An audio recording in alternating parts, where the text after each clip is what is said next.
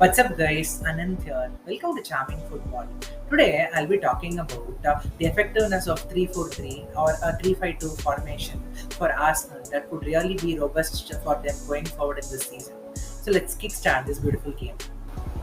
Arsenal are currently sitting 11th in the EPL table with 10 points. So it is more of a roller coaster results that they had till now, I would say, in the EPL. So talking about the specific 7 games, what they had, the first 3 games they lost against Brentford, then subsequently with Chelsea, and the third game they lost to Manchester City. So going into the first international break, Arteta had a headache. The reason being they didn't score a single goal into that, and moreover they didn't pick up any points in the first 3 games. So like it was more of a bounce back time for them post that, and they played against Norwich in the fourth game and they won 1-0. And in the fifth game they played against Burnley away and they scored a single goal and they won the game. It was more of a set piece goal with Odegaard proven the winner.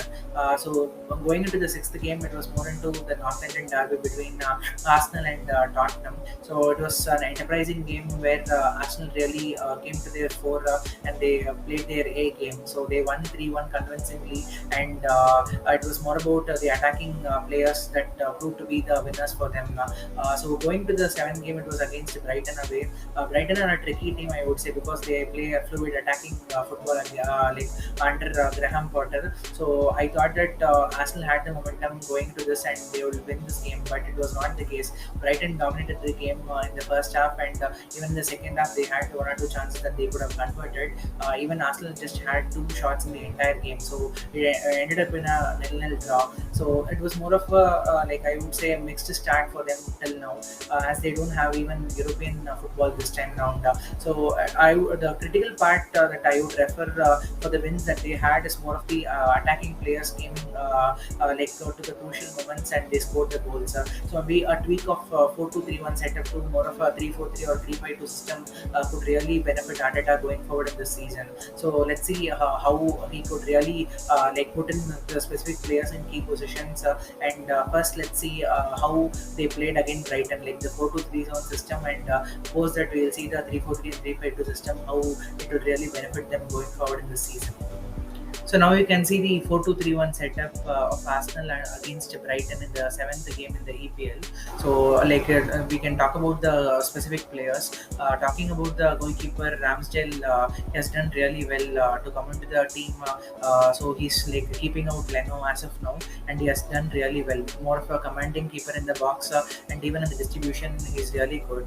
So talking about the backline, Tomiyasu, White, Gabriel, and Tierney. So they had a mixed game wherein Tomiyasu was having a very bad game, I would say, against Brighton.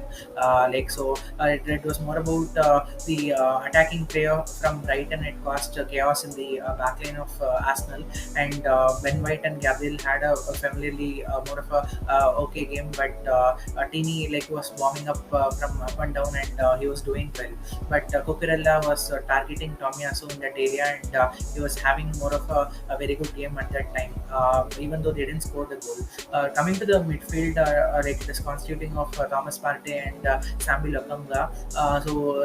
Xhaka being not there, it is a very big problem for them. Like as he's injured, probably more maybe say 2 to 3 months he will not be available as per the news report. So it's a very big headache for them. And Sambi Lokonga has really played well. So he's more of an youngster. He's a little bit gelling to the team, but having the presence of an experienced player like Xhaka, it would have really helped them, as they don't even have the European football playing maybe 1 week. It would be really having the core 11 players to be having a stable team, and they can really put up a string of wins. So that is more of the downside, I would say, that missing of Xhaka. And coming to the attacking players Xhaka, then Smith Rowe and Odegaard, they had a okay game. And talking about Aubameyang, he was out of form, I would say, because in North London derby he was more of the critical player who pulled the strings with the other players, and he had a fantastic game, but in this game he didn't contribute much.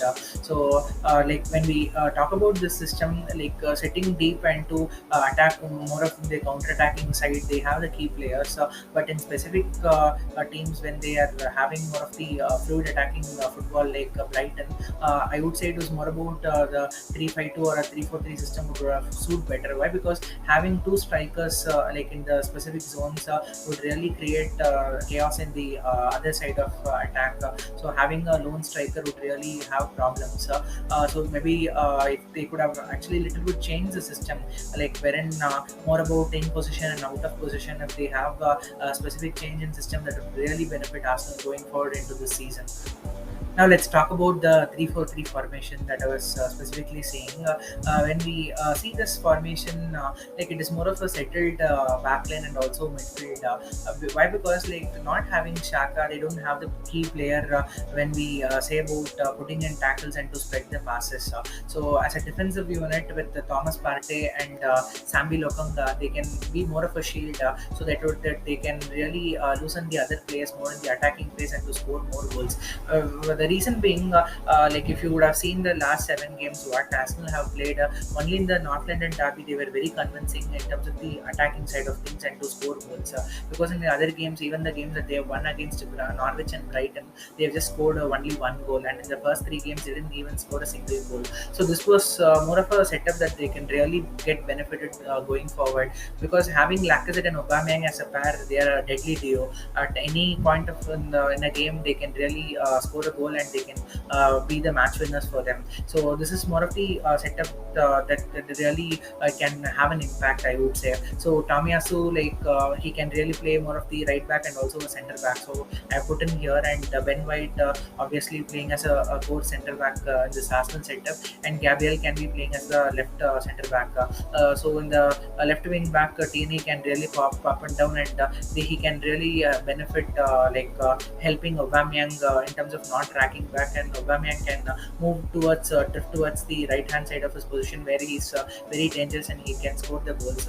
So Tierney can be more of the defensive player and also the attacking player to put in crosses inside the box, being in the setup. And you're talking about the right wing back position, Cedric Suarez is a quality player. If he's utilized properly, like he can have a real impact in any game. So like over the course of time in Southampton, he was more of the attacking player that they had as a threat in any game. So he's a very good player. So he can be used in the right wing back position. Even Maitland-Niles can be fitted into this position. So when we talk about Saka, he's more of a threat at any point in the game, and he can drift from right to left, and he can shoot, and also he can put in a wonderful cross inside the box, so that like at any specific space that they have in between the 6-yard box, Lacazette and Aubameyang can fill in these positions, and maybe in a 2-on-2 or a 1-on-1 they can be one of the dangerous player, and they can score the goal either through a tap in or through a volley or more of a header. So it is a very a robust and also specific pattern of system that they can really implement, having both Lacazette and Aubameyang in the team, so that they can have two quality strikers that they can really trust upon, so that they can really outscore teams if they really want to do it. So now you can see the 3-5-2 setup. Like even going into big games against say Chelsea, Tottenham, then maybe Manchester City, Manchester United, this would really suit Arsenal, because having as I said two goal threats with Aubameyang and Lacazette, they can really score at any point. So with Sambi Lokonga, Thomas Partey, like as a shield in the midfield, without the ball they can really be the intercut players, that they don't allow the attacking players from the opponents to put in a string of passes and to attack the Arsenal's defense. So this is more of the two key players that they can really trust upon. And going forward, if they want to have the counter-attacking play with the Tierney bombing up here and helping Aubameyang and Lacazette with putting in crosses, it can really fill them with more chances and they can score goals. And the same thing is applicable on the right side with Cedric Suarez coming in. this side. And with the Tomiyasu, White, and Gabriel, they have a poor centre back pairing where it is more of a solid base that even if they have more of the specific attack from the like opponents, like as I said, Manchester United, Chelsea, or Manchester City, like they can have a two-on-one combination with other players, and they don't allow space to come in. And moreover, Ramsdale is more of commanding the box. Even if they have some crosses put in here, he can really control the play, and he can negate the problems that they have when the other teams like put in more of the critical stage. And when we come to the other crucial players, Smith Rowe, having this system will really benefit Smith Rowe. The reason being, having Sammy Lokanga and Thomas Partey as shield here, he can really drift in these areas because he's very a beautiful playing the cross ball with Aubameyang or Lacazette, and also he can put in some like looping ball, like similar to how Ozil did it. So in that way, they can have open the defenses, and they can really put in a one-on-one kind of a pass within each other, and they can score goals. So in that way, that also will be a crucial thing. Even Odegaard can be moved in this area. Maybe say the 3-1-4-1, 3-4-1-2 formation, where he can put in some one-on-one passes or a lay-off ball that these two strikers can drive upon. So going forward, this will really benefit Arsenal.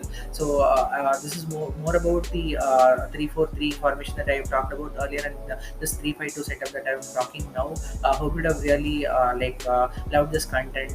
Put in the comment section like whether to what degree the like Arsenal players would get benefited playing in this formation, and really put in a string of wins that they really want going forward in the season. Why? Because going into the like European places, this time is very essential for them to attract more players and to build a stable team going forward in the next season and the subsequent season.